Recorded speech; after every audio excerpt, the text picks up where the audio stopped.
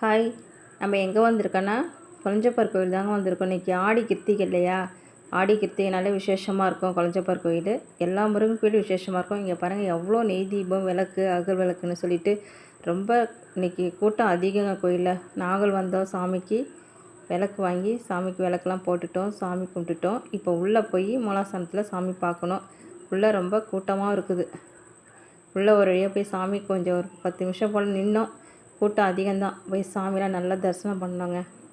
கோயிலுக்கு வந்து தரிசனம் பண்ணுற ஒரு தனி திருப்தி தான். சாமியெலாம் நல்லா கும்பிட்டுட்டோம். அடுத்தது இங்கே சாமியெல்லாம் பார்த்துட்டு இந்த பின்பக்கத்தில் மயில் மான்லாம் இருக்கும். பசங்க கோயிலுக்கு வந்தாலே மயில் மான் பார்க்க தான் ரொம்ப ஆசைப்படுவாங்க. கோயிலில் வேலை நடந்துகிட்ருக்கு. அடுத்த வருஷம் கும்பாபிஷேகம் பண்ண போகிறாங்களாம். அதனால் சொல்லிவிட்டு மயில் மான்லாம் கொண்டு வெளியில் விட்டுருக்காங்கன்னு சொன்னாங்க கோயிலுக்காரங்க. அதனால் கொஞ்சம் வேலை நடந்துகிட்ருக்குது. அதனால் சுற்றி இப்போ கொஞ்சம் வேலை நடக்கும், கொஞ்சம் ஃப்ரீயாக இருக்குது. இடம்லாம் கொஞ்சம் ஃப்ரீயாக இருக்குது. நாங்களும் கோயிலுக்கு வந்தோம். சாமிலாம் நல்லா தரிசனம் பண்ணிவிட்டு இப்போ சாமி கும்பிட்டு நாங்களும் கிளம்பிட்டோம். அவ்வளோதாங்க. இன்றைக்கி விசேஷமாக நாள் இல்லையா? எல்லோரும் இன்றைக்கி கோயிலுக்கு போய் சாமி கும்பிட்டு வந்திருப்பாங்க. நாங்களும் சாமி கும்பிட்டுட்டு கிளம்பிட்டோம். மழை வர மாதிரி இருக்குது. கிளைமேட்டு ஓகே, பரவாயில்ல.